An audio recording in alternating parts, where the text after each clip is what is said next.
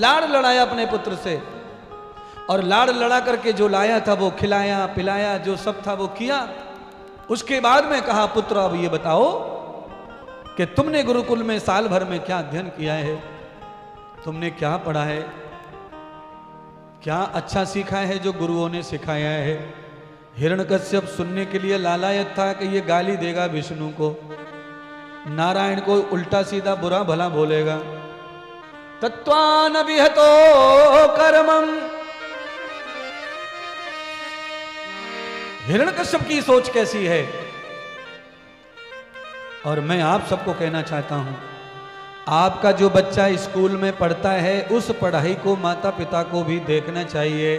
Teacher क्या पढ़ा रहे हैं, क्या होमवर्क दे रहे हैं, बच्चे को क्या सिखाते हैं, और अपने बच्चे से यह भी जानकारी लेना चाहिए कि टीचर तुम्हारे साथ कैसा व्यवहार करते हैं, कैसी बातें करते हैं, बातों बातों में आपको क्या सिखाते हैं।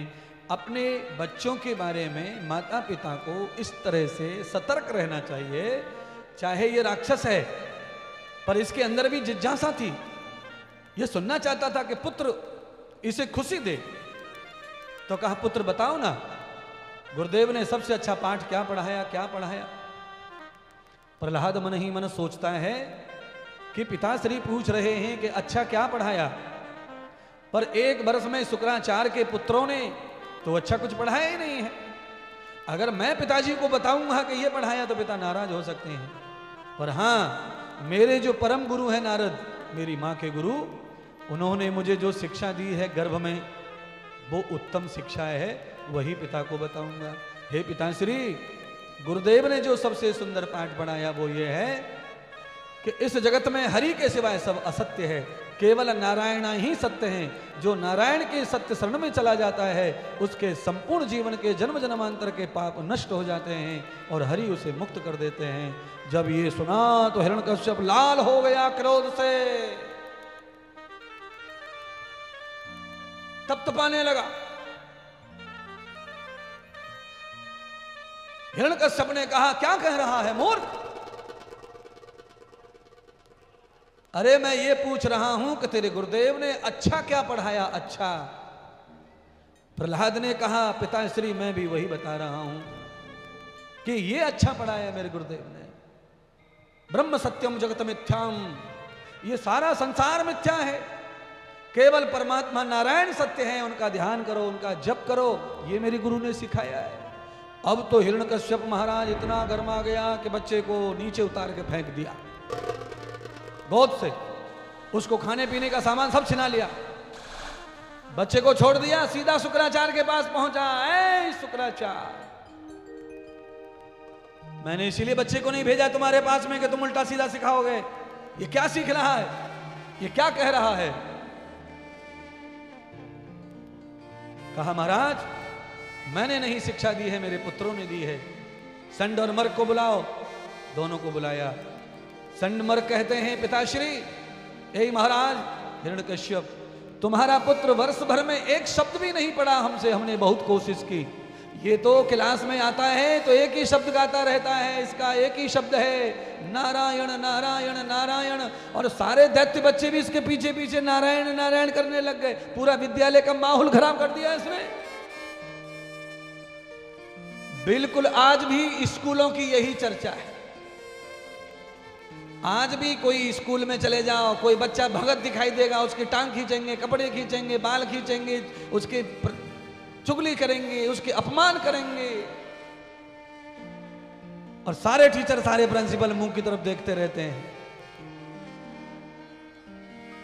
भजन करने वाला, भक्ति करने वाला, धर्मात्मा विद्यार्थी नहीं चाहिए स्कूल में, कॉलेज में। ऐसा माहौल हो गया है भारत। विनाश नजदीक आ गया शिक्षा पद्धति से। समाज का पूरी तरह शोषण हो रहा है शिक्षा की वजह से। अरे गुरुकुल की शिक्षा वापस आएगी तो सब वीर योद्धा बनेंगे, बलवान बनेंगे, माता पिता की सेवा करने वाले, मामा जी को मामा जी कहने वाले, नाना जी को नाना जी कहने वाले बनेंगे, राम को राम, श्याम को श्याम कहने वाले बनेंगे, बहन को बहन, भुआ को भुआ कहने वाले बनेंगे। अब तो आफत आ गई है, भुआ को आंटी कहते हैं, भतीजे। भुआ जी की जगह आंटी, आंटी, बुआ जी आंटी हो गई है। और आंटी को भी बड़ा मजा आ रहा है, अंग्रेजी भतीजा मिला है तो आंटी भी लिपस्टिक फिर लील पीली नाली बदल बदल के लगाती है कि मैं तो आंटी हूं, अभी मैं कोई बुआ जी थोड़ी सी बूढ़ी हो जाऊं, आंटी हूं मैं तो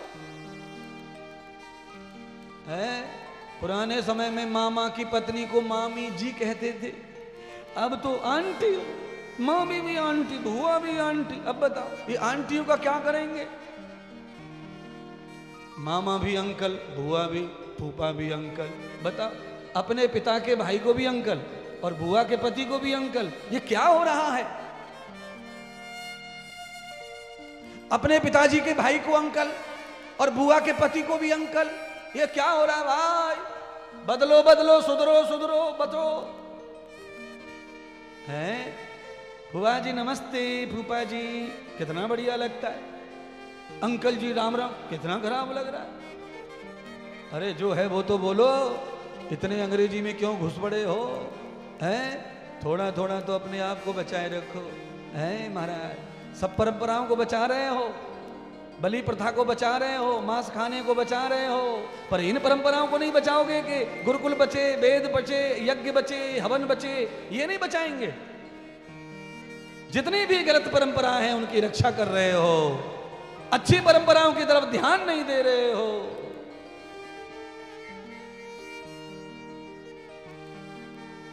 कश्यप ने कह दिया महर्षि के पुत्र ने, राक्षस ने वार्निंग दे दी, ऐ संडमर्क, आखिरी बार माफ कर रहा हूं, मेरे पुत्र की बुद्धि सुधारो, इसे मारो पीटो सजा दो, पर इसे दुश्मन बनाओ विष्णु का। संड और मर्क ने आज्ञा पाकर के बच्चे को मारना पीटना शुरू कर दिया। एक दिन तो शुक्राचार्य के पुत्रों ने बच्चे को खंबे से बांधकर कोड़ों से मारा। हरि बोलेगा, हरि बोलेगा, हरि बोलेगा, मार रहे हैं। और बच्चा क्या कर रहा है? जितनी जोर जोर से कोड़े पड़ रहे हैं उतनी जोर जोर से कीर्तन कर रहा है, हरि कीर्तन गा रहा है। जाको राखे साइया मार सके ना ओ, बाल न बाका कर सके चाहे जग बैरी हो। आहा, भगवान विष्णु के शरीर पर कोड़ों के निशान। वैकुंठ में भगवान भक्त के लिए क्या क्या सहन करते, जरा ये कथा सुन लीजिए। लक्ष्मी माता आई, प्रभु स्नान करो।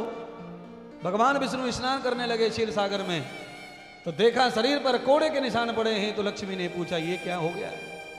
तो भगवान कहते हैं लक्ष्मी ये मेरे कुछ नहीं हुआ है, मेरा एक परम भक्त है धरती लोक पर 5 वर्ष का, वो मेरा जप कर रहा है, मेरा नाम जप रहा है, उसे राक्षस मार रहे हैं, इसलिए उसे बचाने के लिए मैंने अपने अंग ढक दिए बालक के ऊपर, इसलिए सब कोड़े मेरे ऊपर आए हैं। उस बच्चे का बाल बांका नहीं हुआ है।